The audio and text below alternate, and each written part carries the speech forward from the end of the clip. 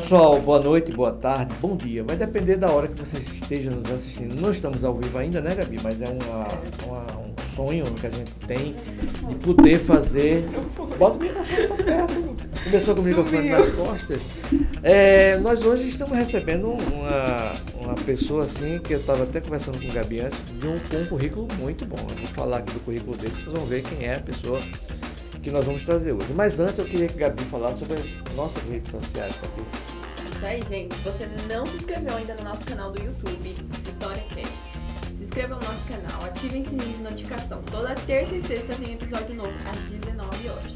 Instagram, Facebook e TikTok, VitóriaCast PR. Não tem erro, sigam lá nossas redes sociais que vocês vão ficar por dentro de tudo que rola no VitóriaCast, não é mesmo? Isso, mas eu vou começar a apresentar o nosso convidado de hoje, que é o Dr.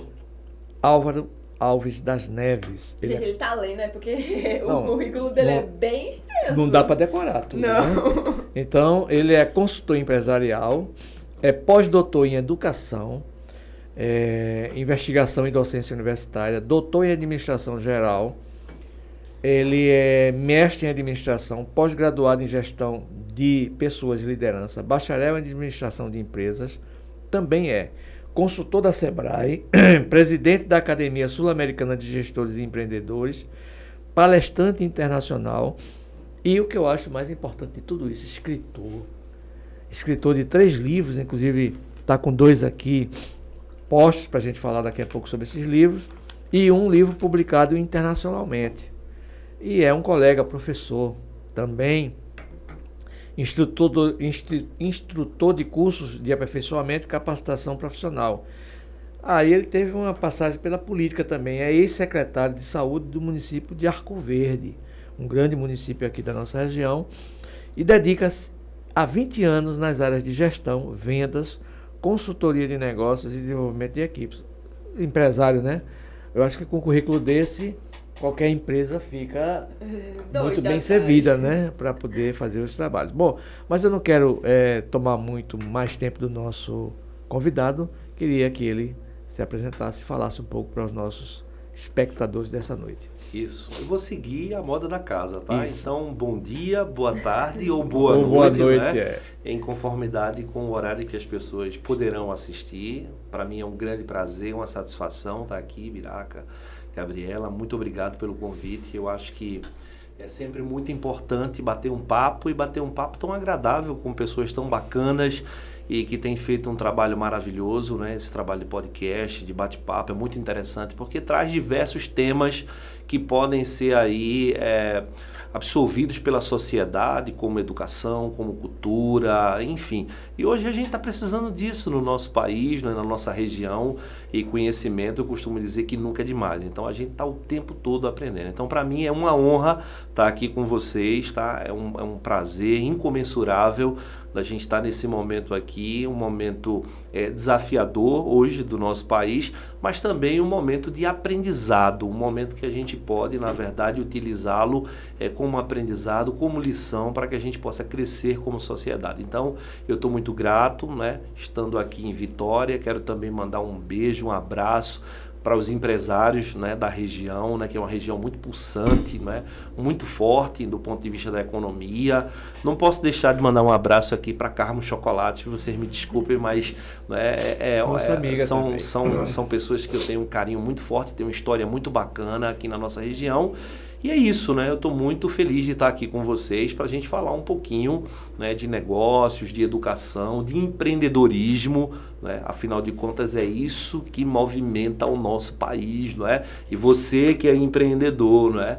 Eu continuo dizendo, empreender é algo mágico, que Avenato já dizia, Biraca, que empreender é transformar sonhos em realidade, é materializar aquilo que você deseja. Então eu acho isso formidável e cada dia nasce um novo empreendedor e esse país vive assim, né, com essas histórias belíssimas de grandes empreendedores.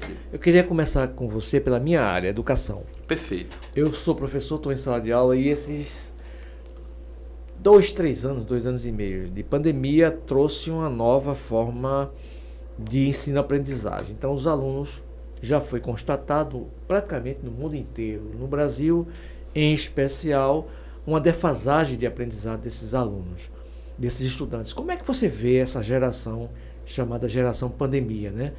A geração que foi prejudicada, vamos assim dizer, pela educação que eles receberam, ou a pouca educação que eles receberam, poucas informações nesse período.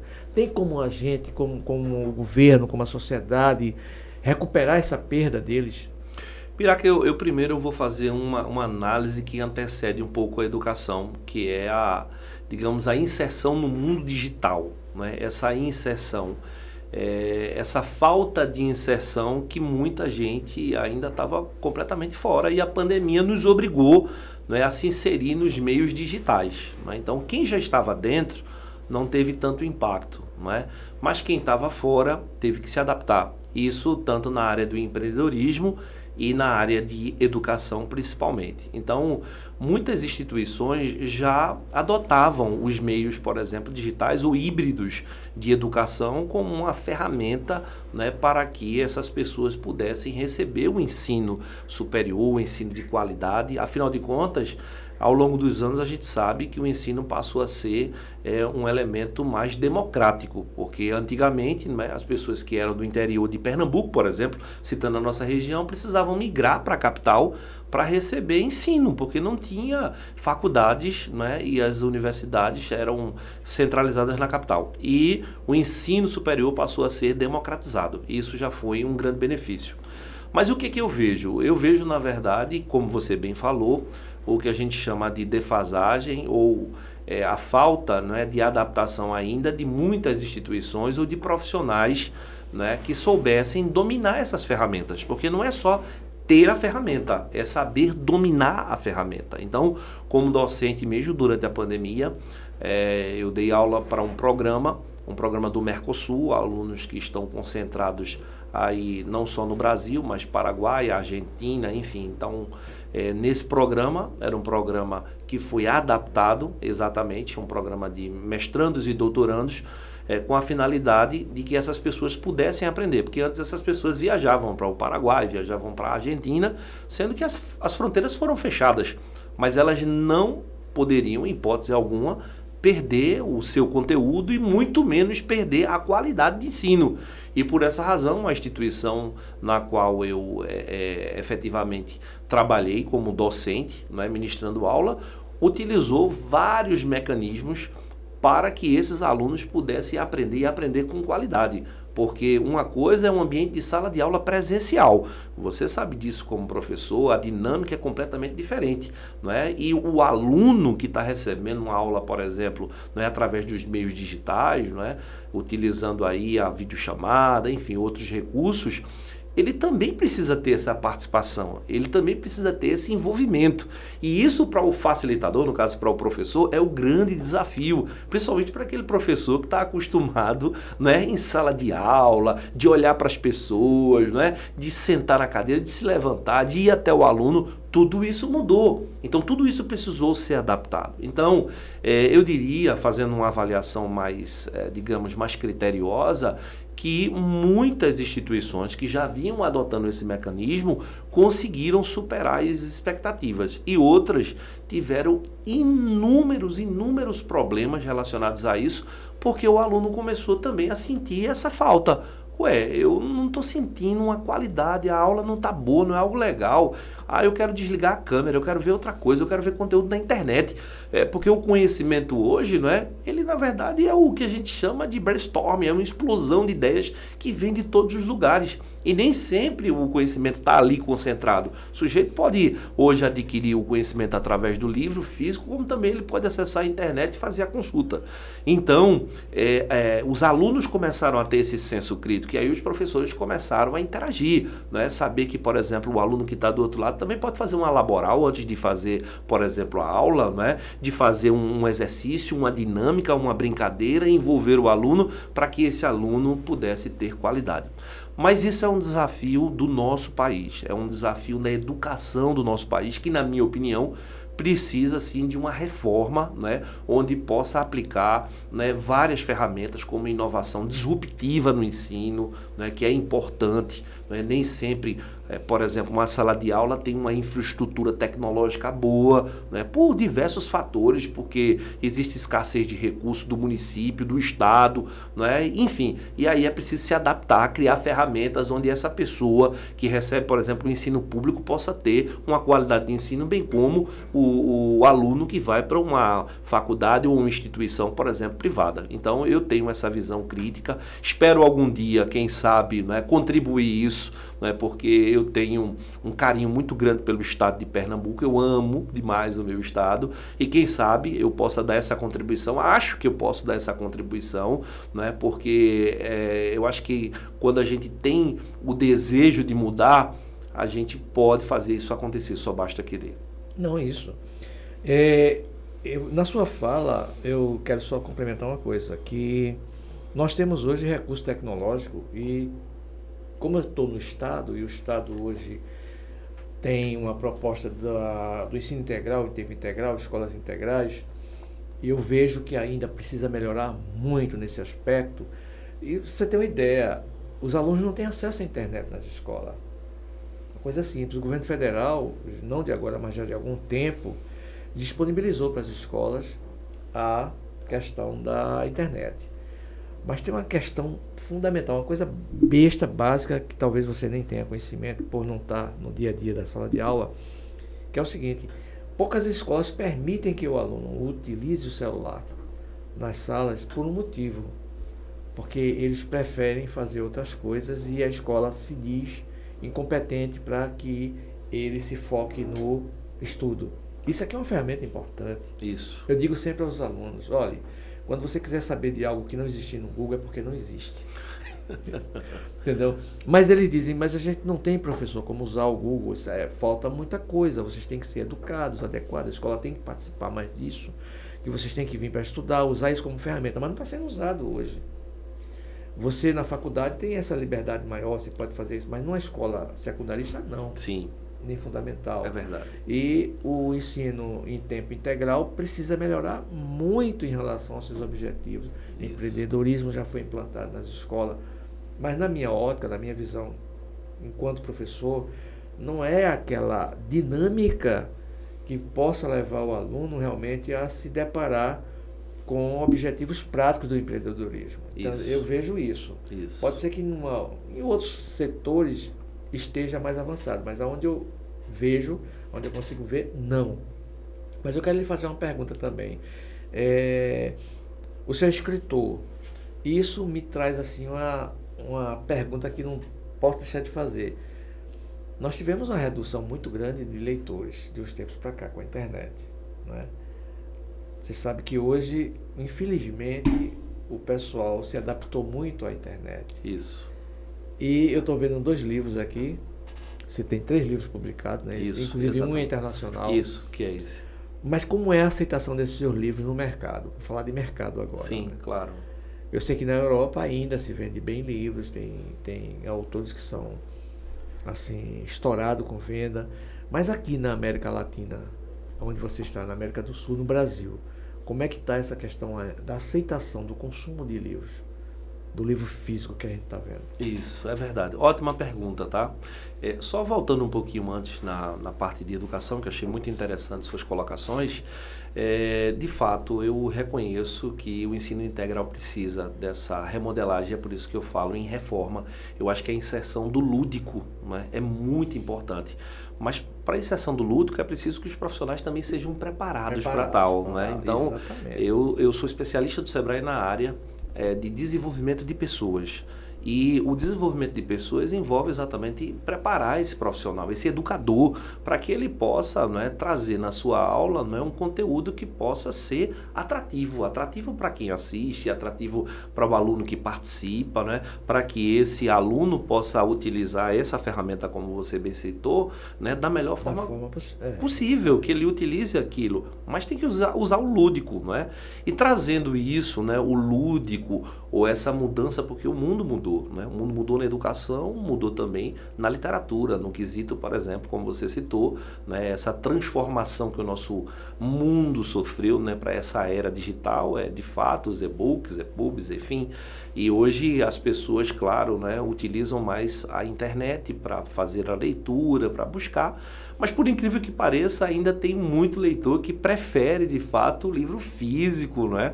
Eu, particularmente, não sei se isso, na verdade, é fruto da minha geração, não é? Mas eu prefiro o livro físico, eu acho mais gostoso pegar o livro, sabe? Colocar ali o marcador de página, sentir o cheiro, né? Marcar o texto, se bem que hoje já existem essas ferramentas também, né? Na internet, mas eu gosto de marcar, de sublinhar, enfim. Então, existe ainda esse público, não é? Como existe também, por exemplo, o segmento de jornal, né? Que alguns... Que é o nosso caso. Nós temos um jornal aqui, está atrás de você aí, a história da cidade está aí. Você pegar o jornal, assim, quando ele sai da gráfica, né? O cheiro do jornal. Sim. Eu não gostava não, porque minha mão ficava toda preta.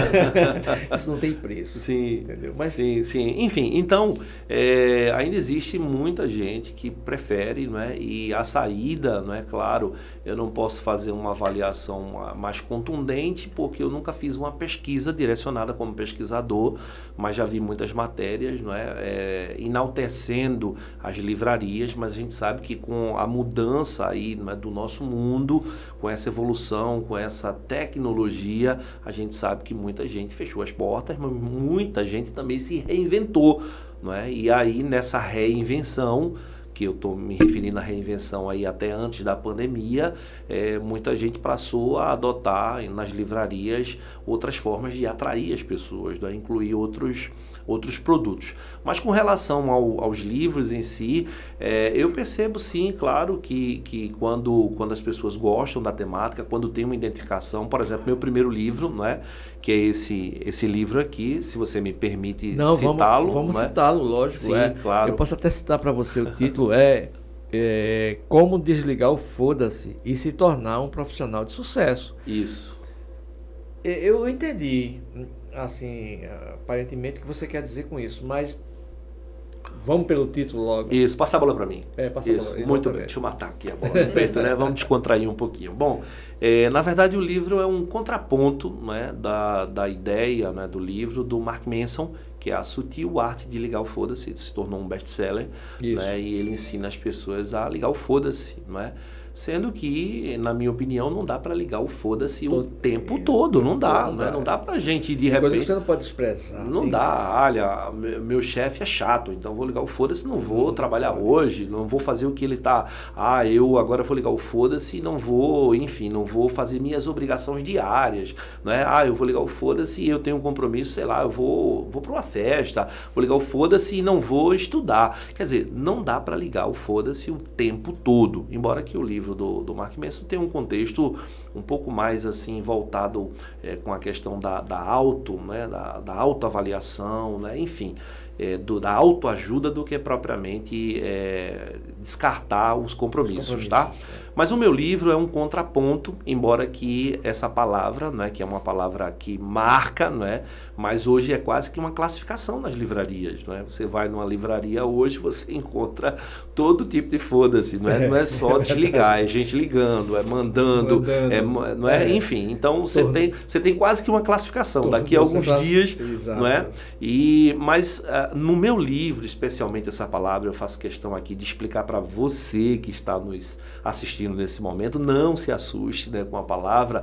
Eu divido ela em 3 sílabas, tá? Foda-se.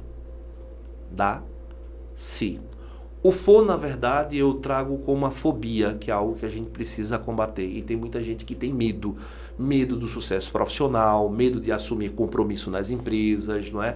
Medo, na verdade, de fazer uma coisa importante para a sua carreira profissional. Medo de assumir responsabilidades, não é? O medo da vida. E o que eu falo no meu livro é que é muito importante a gente desligar esse medo. Óbvio que o medo também é importante, porque ele também serve para nos proteger, porque a gente precisa ter medo, vai atravessar uma rua, então ter cuidado, enfim. Mas a fobia, que é o medo mórbido, né? O medo, por exemplo, de alcançar, né, o teu sucesso profissional. Na verdade, a gente não pode ter medo disso. Eu, como profissional, né, na área de consultoria empresarial, vejo muito isso nas empresas.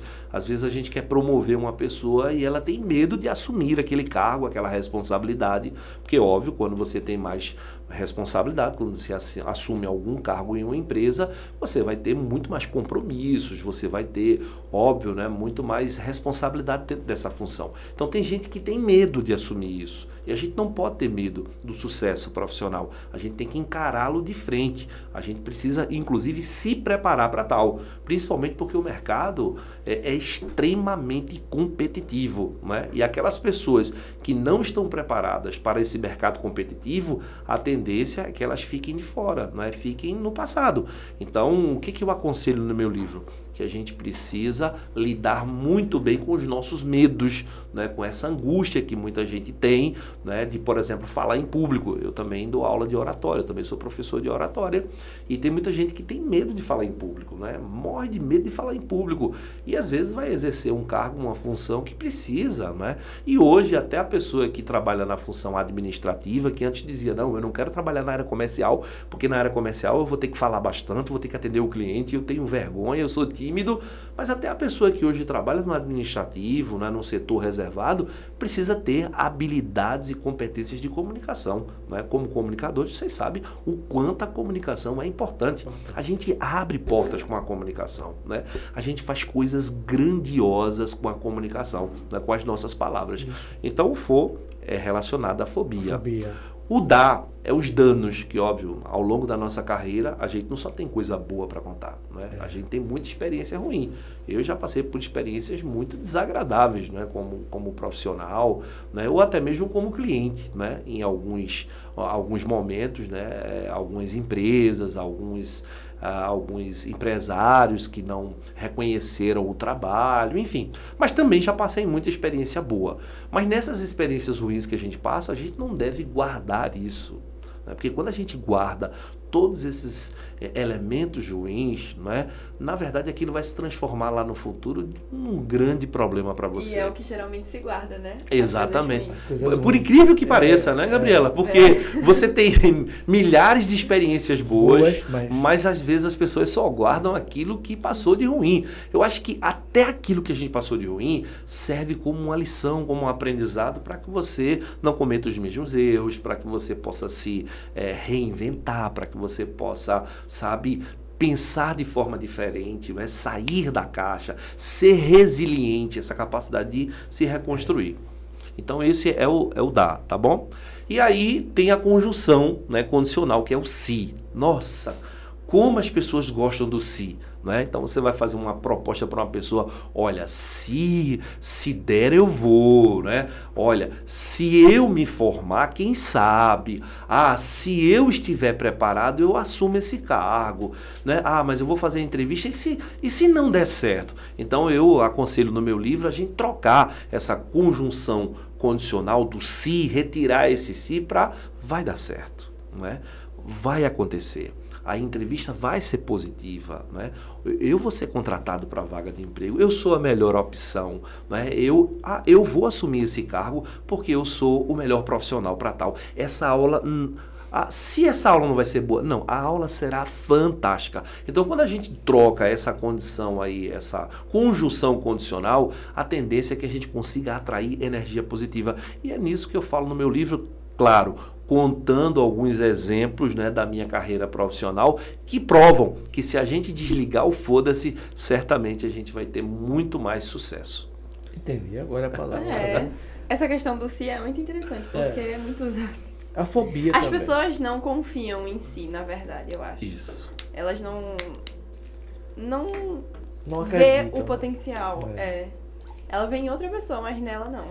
Incrível. E eu, assim, a fobia, né? Também, muita gente tem medo de tudo. Você tem aquele medo precoce de coisas que você ainda nem viveu, não sabe se vai dar certo, já está com medo de entrar e assumir as coisas, né? É interessante essa sua analogia em cima do foda-se. Isso. Eu não tinha pensado nisso. Isso. E fora isso, eu destaco algumas coisas importantes. Se você me permite, eu queria pegar o livro só para...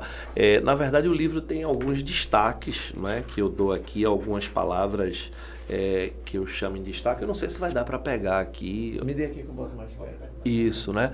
Por exemplo, eu acho que são algumas frases de impacto que a gente pode levar isso como, Gabriela, como uma filosofia de vida, tá? Por exemplo, eu digo aí, se você desejar chegar ao topo, não é isso? Isso. Você precisa se preparar mais, não é? Então não dá, a gente não pode, não é? Por exemplo, não é? Se desejar chegar ao topo, precisa preparar-se mais, dedicar-se mais. Então não dá para a coisa cair do céu, sabe? A gente precisa se preparar, se qualificar. Qualificação profissional, não é? Que é uma coisa muito importante, por incrível que pareça, a gente tem muita dificuldade de encontrar profissionais qualificados. São pessoas que querem, tá? Eu quero exercer uma função de responsabilidade, eu quero me tornar líder, eu quero me tornar ali uma pessoa de prestígio na sociedade, mas as pessoas não querem se preparar, não é? Então, eu costumo dizer que esse processo, para que ele possa acontecer da melhor forma possível, é o sujeito se preparando, se qualificando, estudando, investindo, quer seja no conhecimento técnico ou no conhecimento acadêmico, não é? Claro, sem deixar de lado o conhecimento empírico, porque eu conheço muita gente que nunca foi para uma faculdade, mas tem o que a gente chama de habilidade. O empirismo é ciência pura, Isso. Experimentação, erro, crescimento, Isso. melhoria através da observação. Isso, claro. Agora imagina se você consegue fazer uma junção desses dois elementos, não é? Que fantástico, que sujeito preparado para o mercado. Agora o que mais me surpreende é a gente ver no setor privado e público, tá? Embora eu não quero entrar aqui no mérito do público, quantas pessoas despreparadas, não é? E preparação é uma coisa importante. E parece que a nossa sociedade, não é, precisa, talvez, né, de receber algumas dicas importantes do quanto a gente precisa olhar para essa questão de preparação, de qualificação e reconhecer pela meritocracia, não é? Pelas pessoas que precisam estar ali, exercer uma função de responsabilidade, mas acima de tudo estar preparado para tal. Eu fiquei surpreso, só você falando em preparação, em capacidade, em empirismo que algumas pessoas têm, e levam a sério. Eu participei há pouco tempo de um serviço público municipal, estive lá e encontrei uma pessoa no serviço público que eu não esperava encontrar. O perfil dela era de empresa privada, que a empresa privada ela cobra resultados, ela quer resultados. Você não tem como prosperar numa empresa privada se você não der resultados, se você não tiver preparo, você não sobrevive. E ela estava numa empresa, está ainda nessa empresa pública, que é uma prefeitura, mas o cara preparadíssimo, né? Lá no meio ambiente, que é o nosso amigo Péricles. Eu não tinha noção do preparo dele, eu conhecia de fora, achava que ele não tinha preparo político, mas eu achava, não tinha certeza, não tinha trabalhado com ele. Quando eu trabalhei com ele, acho que uns meses, estou mais perto dele, eu vi o preparo que aquele rapaz trouxe para o público, né? Não sei nem se vai ser utilizado toda a sua capacidade profissional, entendeu? Eu vi também em empresas privadas gente capacitado, gente que realmente, eu não sei nem onde está hoje, mas aquele que eu encontrei com você no shopping, Relúcio Pereira Mendonça, que trabalhou comigo na CELP, cara preparadíssimo, ele é analista de sistema, no tempo que se fazia programa, que hoje vem tudo pronto, ninguém mais faz programa, mas eu tive essa experiência durante a minha vida profissional de encontrar pessoas, mas são raras do serviço público. Os serviços públicos são mais difíceis, né? Até porque o sistema acomoda mais, é mais patriarcal, né? Aquela coisa, né? E a gente tem um grande defeito no nosso serviço público, por falar de uma forma geral, não existe uma continuidade. São governos que a cada um modifica os pensamentos, o direcionamento, e que eu acredito muito, voltando para a educação, que a educação deveria ser algo de Estado e não de governo. Ela tem que ter uma sequência. Você, como doutor em educação, deve ter se deparado muito com essa questão, porque veja, nós estamos hoje com um governo em todos os estados, cada estado tem o seu governo, cada um tem as suas propostas. Não existe um alinhamento central, cada um tem a sua. Quando sai aquele governador, aquele prefeito, geralmente é descontinuada aquela prática política.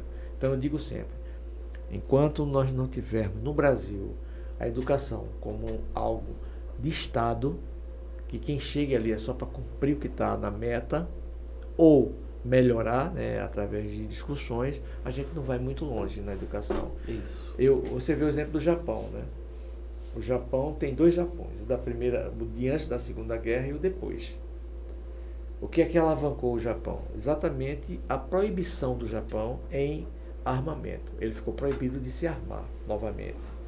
E aí os Estados Unidos, com o remorso das 2 bombas atômicas que lançou lá, começou através do plano de desenvolvimento e recuperação dos países da Europa, que eram os amigos, aliados, também ajudou o Japão.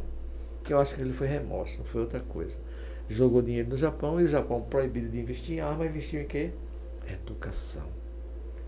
Investiu tanto em educação que antes da Segunda Guerra, nenhum produto que o Japão fabricava era bom. Não tinha produto, ele não tinha comércio, não tinha mercado. Depois da Segunda Guerra começou a competir com os próprios Estados Unidos, dentro dos Estados Unidos. E a culpa disso é de um carro chamado Honda. Isso, exatamente. O Honda foi que colocou o americano, que é o berço do liberalismo, do capitalismo, a fazer campanhas públicas em outdoor, dizendo que cada Honda comprada era um emprego perdido do americano. Chegou a fazer isso. Você veja a importância do preparo da educação. Mas veja, um país que era belicista, o Japão era um país que investia em arma, só vivia em guerra. Contra a Rússia em 1905, depois vem com guerra, e não investia na educação e na tecnologia. Chegou um ponto do Hirohito, o imperador, teve uma vez no Brasil, veio visitar o Brasil e ficava a comitiva toda para cumprimentá-lo, inclusive da própria embaixada japonesa, e todos se curvavam para o Hirohito, todos se curvavam. Quando ele apresentou um professor a ele se curvou para o professor. Era o único profissional para o qual ele se curvava, era para o professor. Olha aí. Entendeu? Foi o Japão que jogou aqui, não foi? Foi o Japão. Depois o pessoal limpou todo o estádio. Você veja, o estádio foi aqui na Arena Pernambuco. Cultura. A cultura. Aonde ficou a torcida do Japão? Quando ele sair, não ficou um papel no chão. Hoje, se você chegar no Brasil e pedir para um aluno limpar a sala, é capaz do Ministério Público abrir uma ação contra você. Está usando trabalho infantil. Veja como é a cultura diferente. Isso, né? Muita diferença. Muita diferença. Muita, né? muita. Mas eu queria lhe fazer outra pergunta. Pois não. Você que trabalha com empreendedorismo, como é que você viu pandemia para o setor? Pandemia. Fala sobre esse livro. Não, né? eu estou olhando para o livro. Isso. Você se inspirou no título do livro para fazer a pergunta. Exatamente. Maravilha. Bom, eu sou apaixonado por administração, né? Na verdade, eu sou doutor em administração e pós-doutor em educação, tá? E sou apaixonado por administração e dentro da administração, né, eu diria que uma das cadeiras que eu mais gostei foi empreendedorismo, né? Eu sou apaixonado pelo empreendedorismo, né? Na verdade, ver um negócio nascer é algo fantástico, maravilhoso. Inclusive, o segundo livro que eu lancei, o Como se Reinventar nos Negócios Pós-Pandemia, ele faz, na verdade, essa análise, né, desse período pandêmico, né? Inclusive, o livro tem uma parte que ele traz a história de alguns grandes empreendedores da nossa região. Então, alguns desses empreendedores foram entrevistados, né, nesse processo que eu fiz para relatar como eles vivenciaram a pandemia, né, e quais foram as expectativas. E assim, a gente vê depoimentos fantásticos, né? Tem um depoimento aqui de um empresário que eu entrevistei, que fez parte da história do livro, que ia morrendo. Ele foi entubado, ia morrendo, inclusive um dos grandes empresários da nossa região, não diria só de Pernambuco, do Nordeste, porque ele já teve a 3ª maior produção do Brasil, tá, em louças sanitárias, e já exportou para Estados Unidos e Europa. E ele falou para mim: Álvaro, eu iria morrendo, a pandemia ia me ceifando a vida. E ele teve a chance, né, de ter esse momento, né, difícil, desafiador, superar também no que tange os negócios, porque, óbvio, a gente sabe que muita gente foi pego de surpresa, né? Aliás, a grande maioria foi pego de surpresa. Ninguém imaginava, né, algo com essa proporção, né? Por exemplo, em meados de 2019, de setembro para outubro, eu estava na Europa e o negócio veio estourar em dezembro. Quando eu voltei, os empresários já estavam comentando comigo: Álvaro, você viu alguma coisa na Europa? Você está sabendo de alguma coisa? Não é? Isso ali em meados de novembro, dezembro, não é? E até então não se sabia de nada. Talvez até o vírus, sei lá, talvez estivesse já circulando, não sei. Enfim, né? Existe uma teoria que foi ali meados de novembro, dezembro. Mas, enfim, a gente nunca...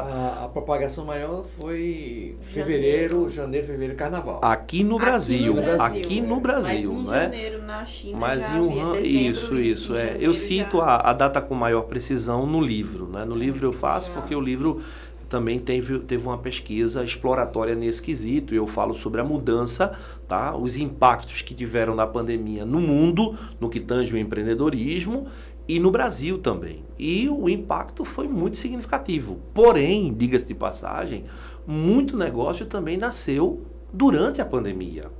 E muita gente se reinventou na pandemia, né? Então, muita gente que tinha um método, né, de trabalho, e aí mudou esse mecanismo. E hoje esses empresários dizem para mim: Álvaro, eu vendo mais online, porque naquele momento fechou tudo, você não podia ir numa loja, foi isolamento total. E aí eu tenho umas duas experiências de vivenciar isso, né, como consultor empresarial e atender as empresas, e tenho a experiência de vivenciar isso também como secretário de saúde, né? Então foi um desafio gigantesco para todo mundo, mas foi uma lição gigantesca também, né, para que a gente possa aprimorar os nossos processos, porque tinha muita empresa que o empresário não sabia o que era um WhatsApp Business, não sabia o que é venda pelo Instagram, o que é isso, né? A venda era feita ali. A venda era feita, inclusive, no dinheiro. Não utilizavam nem máquina. Veja, Gabriela. Né? Então, veja que mundo, professor. Né? As pessoas estavam vivenciando. E a pandemia, né? que foi, claro, né? Aterradora, né? Inclusive trouxe... a gente não pode também deixar aqui de falar, eu sempre que falo em entrevistas, eu sempre...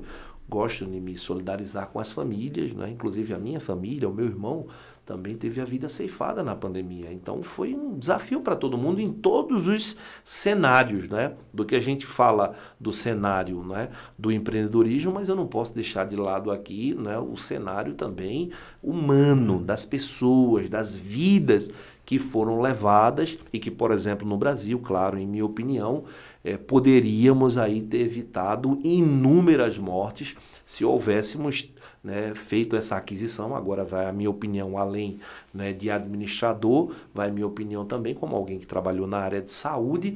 Se a gente tivesse feito essa aquisição, entre aspas, aquisição seria uma proposta de intenção de compra, porque ali ainda não existia vacina, mas falando de negócio, e a minha experiência em negócios diz que quando você fecha um negócio com uma companhia, quer seja brasileira ou estrangeira, e você fecha um contrato com intenção de compra, você garante a tua prioridade, tá? A prioridade na hora que você tem o produto, né? Isso a gente fala em qualquer cenário de fabricação, né? Quer seja num sistema farmacológico ou qualquer sistema de produção. Você fechou um contrato, você determina isso. Então, sem entrar nesse mérito, foi muito desafiador para todos. Eu vi muito negócio fechar, muito empresário com a mão na cabeça, demitindo funcionário. Claro, houveram algumas medidas importantes também, né, com relação à questão dos funcionários, né, alguns subsídios do governo, né, com relação a isso. Mas, para o empresário, né, foi um momento onde o empresário ali, né, de fato descobriu se eu tenho uma marca forte e posso continuar, ou, na verdade, o meu negócio, infelizmente, não dá para continuar. Então, ali foi um divisor de águas. Então, o livro Como Se Reinventar nos Negócios, ele traz essas histórias, tá bom? Mas não é só um relato biográfico dessas histórias. O livro tem dicas importantes para esse momento pós-pandemia, os empresários terem sucesso. Por exemplo, eu trago o PN, né, que é o plano de negócios, que é fundamental para uma pessoa que está abrindo um negócio ou que está expandindo esse negócio. Então eu trago aqui um plano de negócios, o passo a passo desse plano de negócio, como esse empresário deve fazer, desde a fase inicial até a fase de implementação e de continuidade e follow-up, que é o acompanhamento desse negócio. Então não é só um relato do que aconteceu, mas também dicas importantes de como esse empresário pode superar. Por exemplo, dicas para o uso do marketplace, que foi uma plataforma que ajudou muitos empresários nesse momento, né? Muita gente sozinho não dá, eu tenho um produto, e aí esse produto não tem visibilidade no mercado, mas é um bom produto, eu tenho certeza que as pessoas vão consumir, então eu vou fazer o seguinte, eu vou procurar uma empresa que já tem um nome no mercado, coloco lá no site daquela empresa, né? E aquela empresa vai vender o meu produto, o meu serviço, desconto uma pequena taxa, ganha eu, ganha ele. Deixa eu te falar só uma coisa sobre Pois isso. não. Um tempo desse, eu fui comprar com a dona Gabriela um guarda-roupa. E compramos no sul do país a uma empresa. Só que eu fiquei atento a um detalhe. A empresa que eu comprei, quando eu paguei, essa empresa não foi a que me forneceu o material, foi uma outra. Por exemplo, eu vou dar nome assim, que eu nem me lembro mais o nome da empresa. Compramos na Magazine, mas o produto... Madeira. Isso, o produto era da Madeira e Madeira e eles que entregavam. Caiu a minha ficha na hora. Veja, eu vou comprar na Magazine Luiza, ela me disse lá, me mostrou o portfólio do guarda-roupa.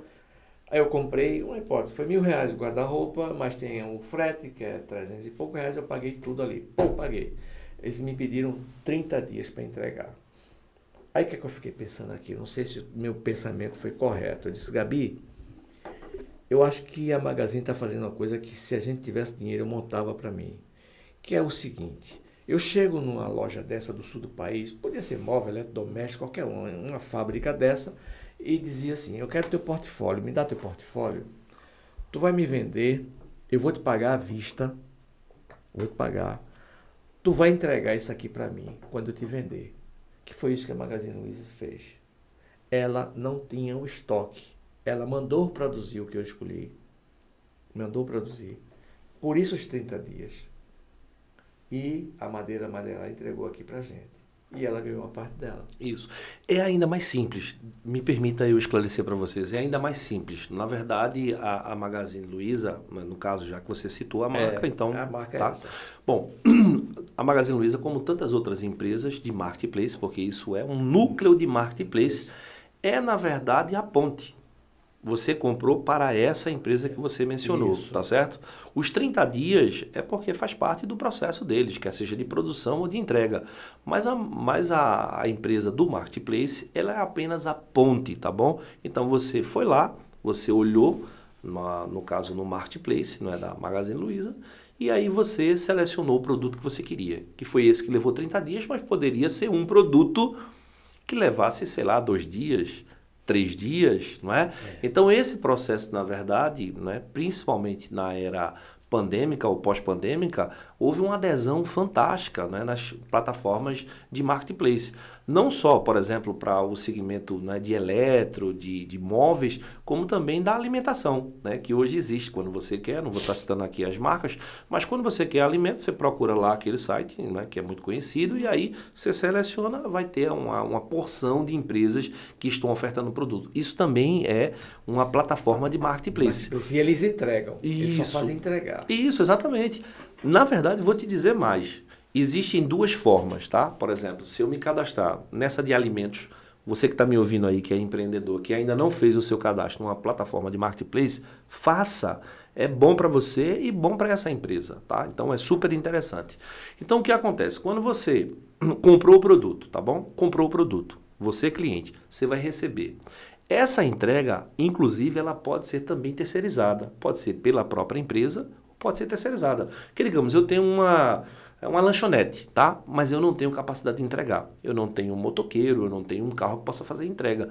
Até isso a plataforma me fornece, um terceirizado. Então, a taxa que ela cobra, por exemplo, Vou citar um exemplo aqui, tá? Não quer dizer que é essa taxa, mas a taxa é de 10%, tá? Digamos que ela vai descontar do produto que está vendendo. Então, ao invés de 10%, você não tem quem entrega, então a gente desconta 15%. E essa fatia vai para quem vai fazer a entrega. E aí você tem mais um personagem nesse processo, entende? Então, no meu livro, eu falo também sobre isso, sobre a necessidade desses empresários que estão sozinhos, isolados, que têm um bom produto, Gabriela, que têm um serviço interessante, mas que não conseguem aparecer para o mercado. Então, qual é o problema? Vamos firmar parcerias. O processo de parceria, né, que não é uma coisa de agora, é uma coisa fundamental para a continuidade do negócio. E principalmente quando você tem, digamos, uma plataforma de marketplace que seja conhecida e que possa te colocar em evidência.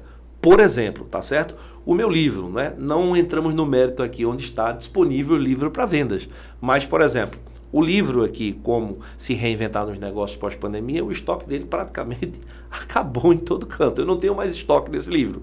Mas o Como desligar o foda-se e se tornar um profissional de sucesso, você pode encontrar ele na Americanas, na Shoptime, na Amazon, né? Que é uma plataforma de marketplace também. Está vendendo, né? Seu livro. E que está vendendo meu livro. Se você acessar agora aí, se você que está nos assistindo agora acessar, você vai poder comprar o livro, claro. Você pode comprar nessas plataformas online, mas você pode comprar também no nosso Instagram. Você me permite falar o Instagram? Lógico. Isso. A gente vai mostrar o Instagram. Perfeito, perfeito. Aproveita. Falar nisso, nossa pausa. Falta comercial. Nós vamos fazer nosso Vai comercial. fazer um break e já voltamos. E daqui a pouco eu falo, então. Bota na tela para ele ver. Ele precisa assistir o nosso comercial. Ok, perfeito. A Caoa Sherwin é a primeira montadora brasileira a eletrificar toda a sua linha de produtos. Você pode optar pelos modelos Pro com propulsão híbrida. Novo iCar, a pequena maravilha do mundo 100% elétrico. O totalmente novo Tigo 8, agora com tecnologia Pro e propulsão híbrida plug-in de última geração. Venha se deslumbrar.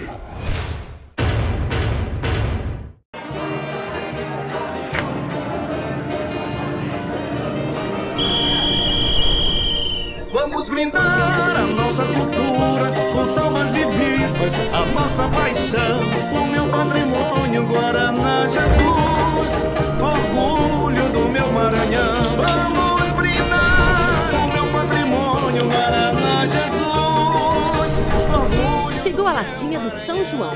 Guaraná Jesus, sabor que entoa a nossa tradição. Voltamos. E aí, amor? Então o papo tá tão bom que a gente perdeu a hora do comercial. Quanto tempo fez? 40, não foi? 47. 47. Passamos 17 minutos, perdemos noção do tempo. É um papo muito bom com Neves. É Neves que você gosta de ser chamado? Álvaro Neves. Neves. Eu sou conhecido assim no mundo, digamos, corporativo. Não é?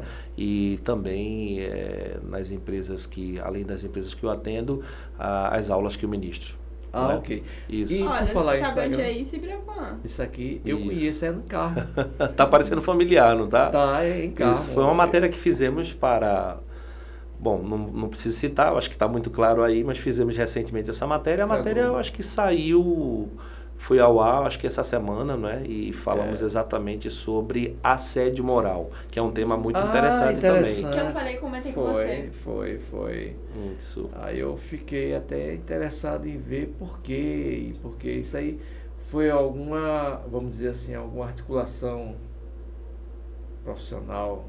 Sim, claro, foi uma indicação nossa, né, para que, claro, quando pediram uma empresa de referência que tratava os colaboradores com amor e com carinho, e que os colaboradores tinham, né, esse carinho. Esse foi um programa de treinamento que eu fiz lá. Isso. Você encontrou tudo aí, viu, Gabriela? Isso, exatamente. Isso é uma dinâmica, né, que eu fiz aí, porque eu acho que é sempre muito importante, né, no que a gente chama de processo de capacitação, de ensino, de orientação, né, e acima de tudo um programa de instrutoria, fazer dinâmicas, trazer o lúdico, né? Para que essa pessoa possa entender de uma forma diferente. Uma coisa é você falar, e uma coisa é você colocar o sujeito em uma posição dele experimentar.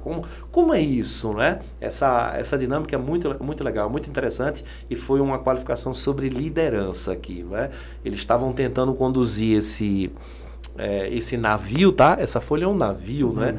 Até aqui é o fim, né? E aí foi desafiador, porque o espaço era muito pequeno, né? Exatamente. E eles têm que andar praticamente juntos. Isso. Se alguém atrasar o compasso aí, o navio não anda.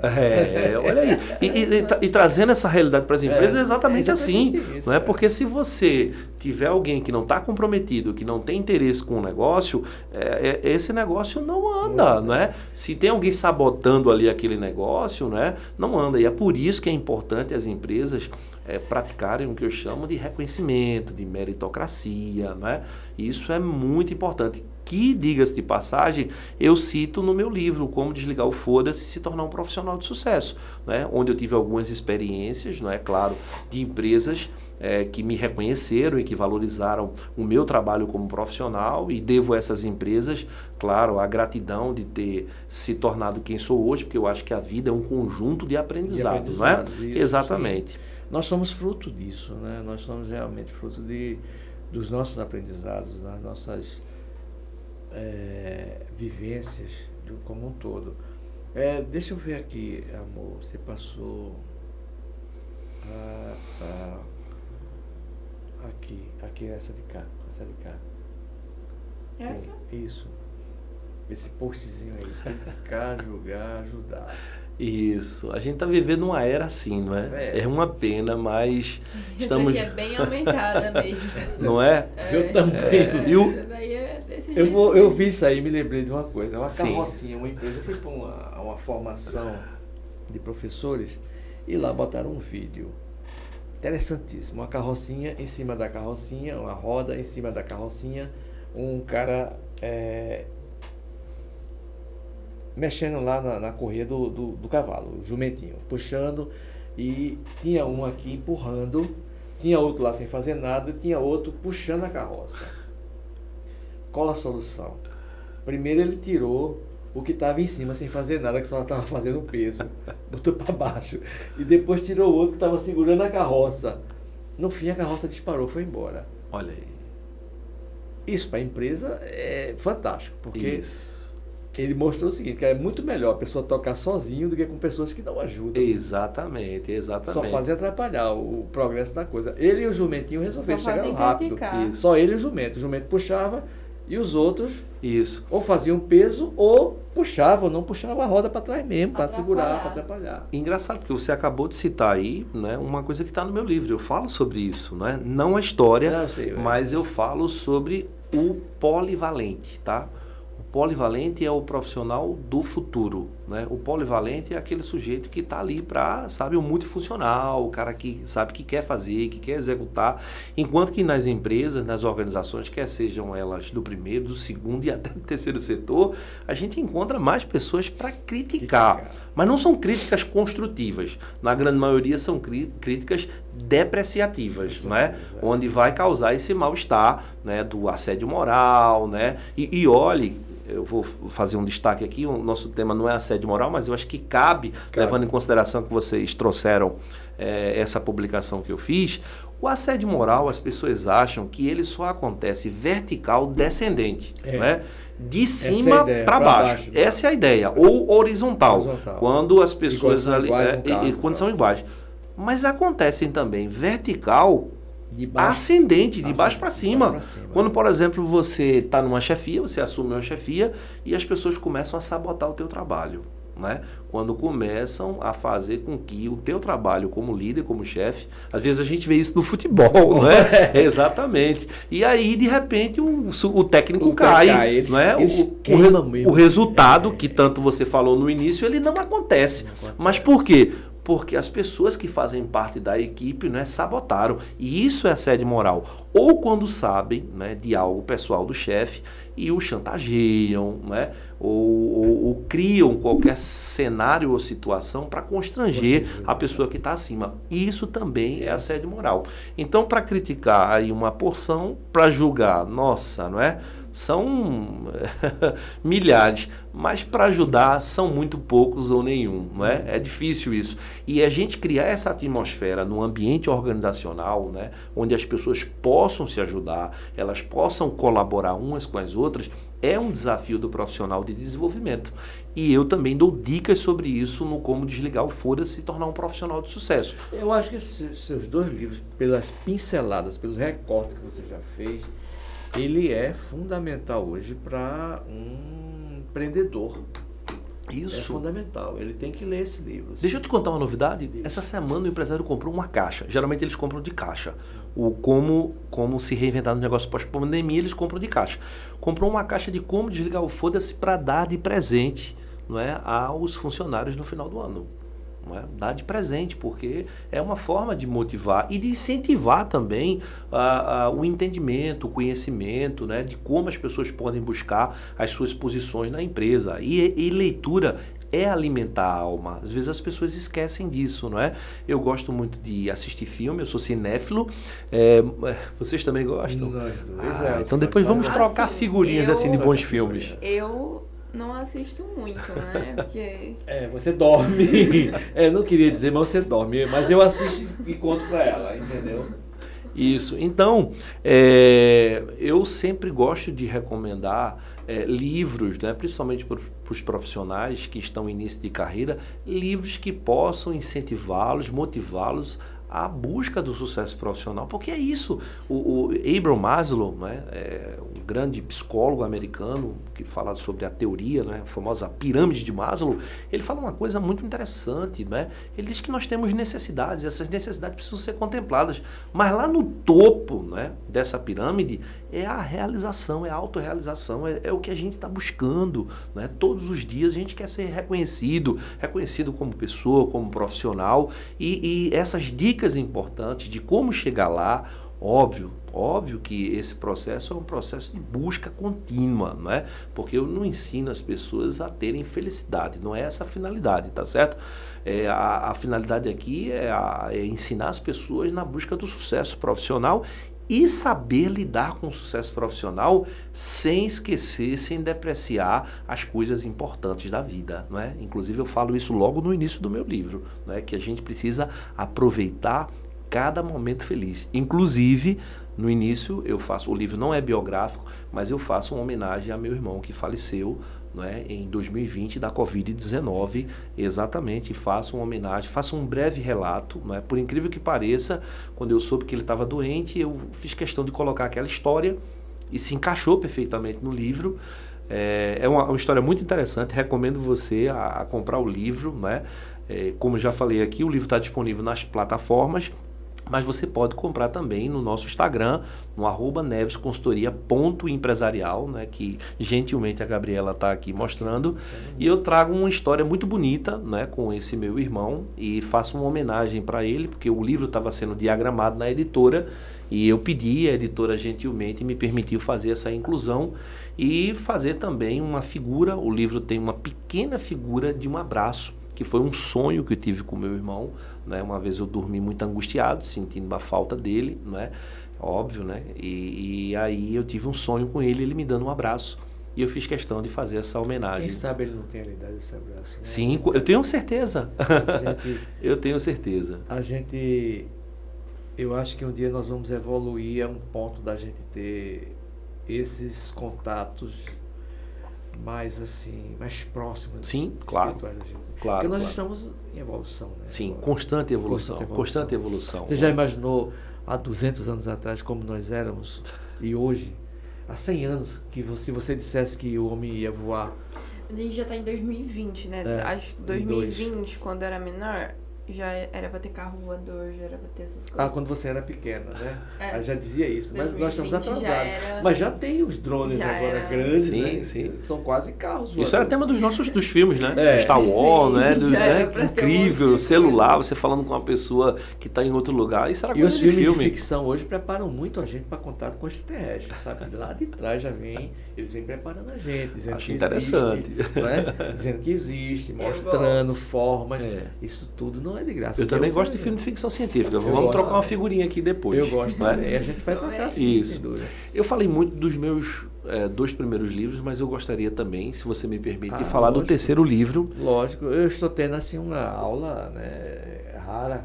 Muito boa. A gente quase nunca tem essa oportunidade de ter uma aula sobre um assunto que ele domina muito bem, que é empreendedorismo, Sim. e como palestrante, né, ele se coloca muito bem nessas questões. Eu, pelo menos, gente, estou aproveitando muito, não é, Bruno?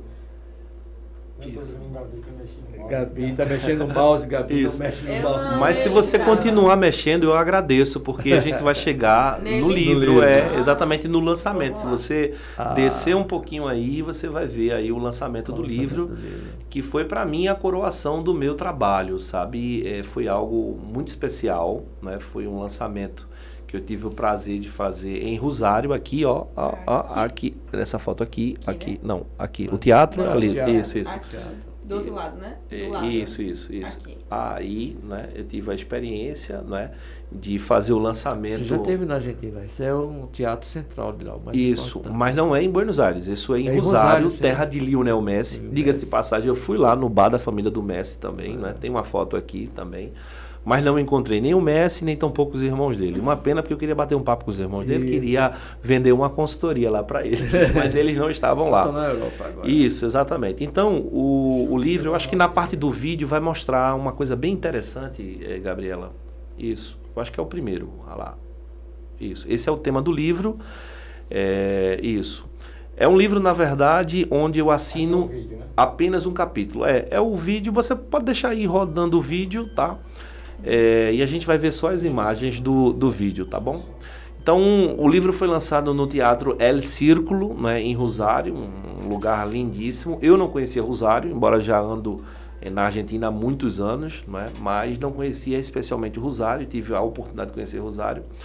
E é um livro, na verdade, que eu assino apenas um capítulo, porque ele foi escrito por vários doutores espalhados pelo mundo, não é? Esse é o doutor Mário Seix, e ele está aqui falando especialmente do meu capítulo, né? Da importância do meu capítulo.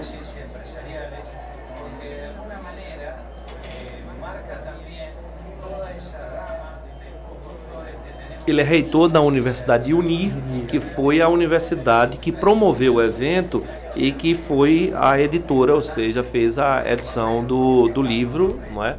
Muito bom. Isso, e é um livro que eu falo sobre a importância da consultoria empresarial, da orientação empresarial, do quanto isso é importante. Porque, por exemplo, o médico é importante para as nossas vidas, saúde, vamos começar pela saúde. A saúde é importante para as nossas vidas? básico. Que pergunta boba, é uma pergunta retórica, né? Nossa, é essencial para as nossas vidas. Então, o médico é importante para cuidar da nossa saúde. Nossa, o quanto, né, é importante, não só de caráter para tratar uma doença, mas também de caráter preventivo. Eu costumo dizer que o consultor empresarial, ele é o médico das empresas. É o profissional que cuida da saúde, quer seja financeira ou de negócio, né, das empresas. Então, a importância do consultor empresarial para as empresas, nossa, é algo, sabe, imprescindível, né? O staff, alguém que vai orientar, porque na grande maioria das vezes o empresário vai com a cara e a coragem, não é? Existe uma distinção. Uma coisa é o empreendedor e uma coisa é o administrador. São pessoas distintas.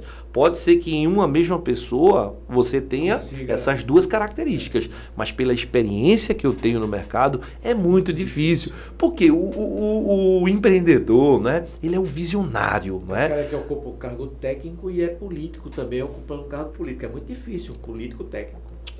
Pois é, o exemplo que você está citando é fantástico também. Então, veja, o empreendedor é o sujeito que sonha, não é? E às vezes o nosso sonho é maior do que a nossa realidade. Não é verdade? O nosso sonho não é maior do que a realidade. Eu conheço um empreendedor mesmo que tem um dos maiores hospitais, na verdade, da região do Sertão. Eu acho que é o o maior hospital de referência, não é? É meu amigo pessoal, inclusive já prestei consultoria para eles durante 4 anos. Eu gostaria, se você me permite, citar o nome Pode aqui, citar, Dr. Lucena, não é, de Arco Verde, do Hospital Memorial Arco Verde. E o Lucena, não sei se você conhece, ele tem uma história muito bonita, não é? O Hospital Memorial Arco Verde. E Lucena já disse para mim, olha, Álvaro, quando eu vim abrir aqui o hospital em Arco Verde, meus amigos me diziam de Recife que eu estava louco, não é? que eu era insano, porque às vezes o empreendedorismo se confunde com a loucura, não é? Porque, por exemplo, quem diria, não é, que ali no mangue, que aquilo era mangue, quando eu era criança, ali em Recife, quando você passa onde é o Rio Mar, aquele shopping maravilhoso, Era mangue. Aquilo era mangue, sabe? E ter a chance, eu tive a chance de capacitar as pessoas lá, né, no Instituto Paz Mendonça, eu tive a oportunidade de qualificar lá as pessoas no Instituto, né? E para mim foi uma honra participar, de certo modo, daquele projeto. Quem diria que aquilo ia se tornar um shopping, não é? Porque desde criança ali era mangue, né? Palafita, enfim. Então, a gente não consegue, às vezes, imaginar, por exemplo, que Dubai, não é? Que é aquela ilha maravilhosa ali, aquela coisa linda, de repente, opa! Virou uma cidade fantástica, né? Com grandes empreendimentos, né? Tudo maior do mundo, né? Porque tudo maior do mundo. Inclusive o livro teve lá em Dubai também, tá? O livro teve lá em Dubai também, né? Depois eu mando para vocês aí, né? E aí eu acho que deve ter foto aqui também, né? Eu acho que deve ter foto. Não sei se você consegue encontrar aí ou foto, ou vídeo, algo dessa natureza. Isso. Então, quando a gente fala isso, estou falando do como se reinventar nos negócios. Isso aqui é Rubinho Barrichello, tá? Olha, o Rubinho, ele está aqui com o meu livro na mão, ó. Ele não podia fazer publicidade do livro, eu entendo, pelas marcas, mas ele disse, olha, Álvaro, tá aqui o livro e vai estar na mão, só é você colocar lá na descrição, isso, só é você colocar lá na descrição que... Você coloca na descrição que eu estou com o teu livro lá na mão. Eu não posso divulgar por conta das marcas, enfim. Mas aqui dá para ver que ele está com um sorriso estampado no rosto. Isso eu estava indo fazer o lançamento do livro. Aqui, ó, a notícia no G1, aqui embaixo. Isso. Então eu estava indo fazer o lançamento do livro em Rosário. Ele me desejou boa sorte. Afinal de contas, eu fui o único pernambucano a representar aqui o nosso estado, né, e fazer o lançamento desse livro. Infelizmente não fui recebido, né, pelo governador de Pernambuco, né, até mandei uma mensagem, né, porque eu tinha intenção de presentear o meu estado com o livro, né, e aí não sei por qual razão, enfim, não me receberam, embora que lá no dia do evento o cônsul italiano representando o presidente me entregou uma medalha, enfim, eu acho que de certo modo, mas eu gostaria muito de presentear o meu estado, né, com um livro tão importante, né, com ideias tão importantes e principalmente que fala, né, sobre a importância da consultoria empresarial para os empreendedores. Então é um livro que enaltece a importância da orientação empresarial para os consultores, né? E, enfim, então, quando a gente fala de empreendedorismo, então ele às vezes se confunde. Algumas pessoas falam, você é louco, né? Por exemplo, quem diria que o magnata Steve Jobs, né? Ele lançou um produto que hoje é mais cobiçado no mundo, né? Pelo amor de Deus, todo mundo quer, não é? Embora que o meu não é, mas todo mundo quer lá um produto daquele. Ele juntou tecnologia e design. Exato. No último né? episódio. Isso, empreendedorismo. E olha, o cara não tinha nenhuma formação completa, juntou as ideias de outra pessoa e montou o negócio. Eu tenho até historinha para dizer sobre isso, Sim? sobre isso tudo, né? Aí disse que o garoto chegou pro pai e disse, pai, eu não vou estudar mais não, eu vou ser empreendedor. Pai, ótimo, tudo bem, vou lhe apoiar. Mas por que você não se forma primeiro, você consegue uma educação melhor, tem uma condição de lidar? Disse, não, pai, é o seguinte, Steve Jobs, o Elon Musk, o outro que é o mais rico do mundo, Isso. o da Microsoft, Bill Gates.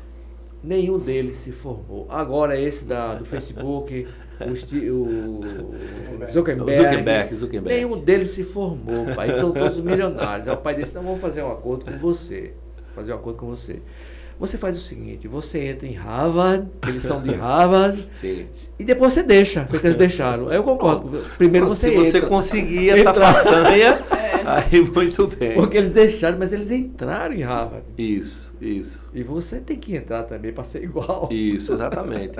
Então, Gabriela, eu acho que quando a gente fala de empreendedorismo, eu pelo menos sinto um amor, uma paixão de falar sobre esse tema, porque realmente é contagiante. Não é você, de repente... Isso eu falei aqui de grandes negócios, mas o pequeno negócio, a pessoa que eu atendo pelo Sebrae também, que eu sou consultor do Sebrae, e eu vejo um negócio nascer, uma pessoa, sabe... Cara, eu tive uma ideia, porque a gente sabe que todo negócio, ele é consequência de uma ideia. Porém, nem toda ideia é possível ou é propícia para o negócio. Isso é um fato, não é? Então, isso é muito interessante. Eu vou mais além do que você falou. Pois não, me vamos permita. lá. Sim.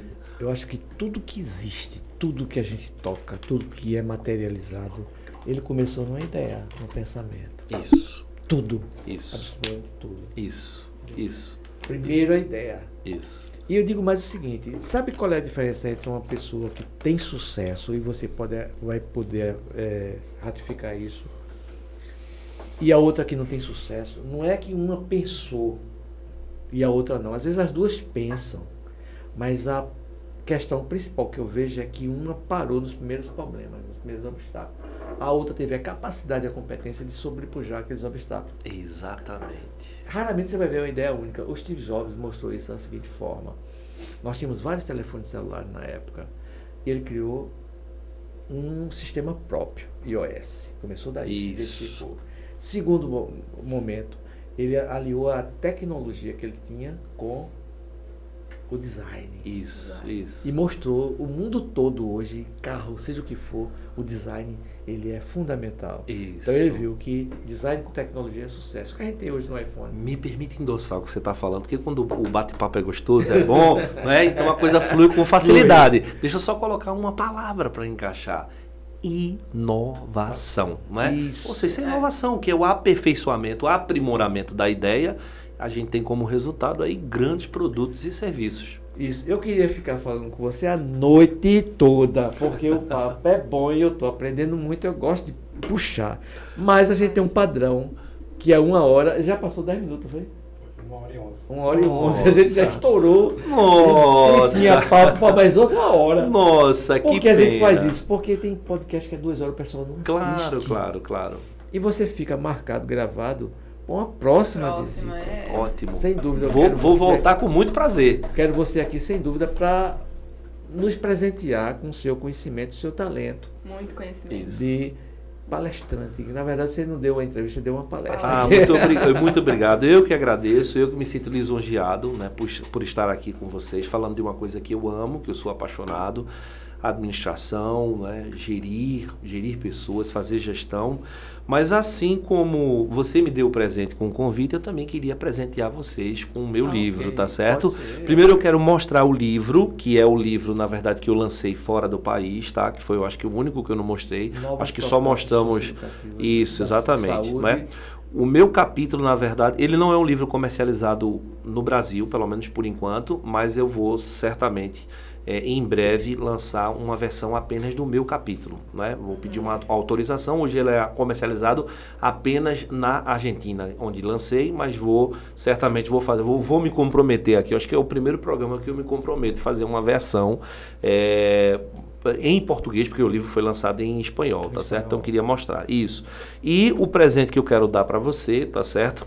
É do como desligar o foda-se e se tornar um profissional de sucesso. Eu quero vocês apertando aqui o botão e desligando. Isso, exatamente, tá? Então, esse é meu presente com carinho para vocês. Espero que vocês possam fazer uma boa leitura. Vamos ler sim, esse aqui sem dúvida. Certeza. A fobia, o da os danos e o si as condicionantes. Isso, exatamente. Vamos ter que explicar isso. Isso. Muito obrigado, queridos. Muito obrigado. Pessoal, é isso, mais um podcast. Sigam nossas redes sociais, VitóriaCast, e se inscrevam no nosso canal no YouTube. Aperte o sininho da notificação que fica aqui embaixo, gente. É bem fácil e vai toda terça e sexta às 19 horas tem episódio novo. E é isso. Até o próximo. Pessoal. Até o próximo. Tchau.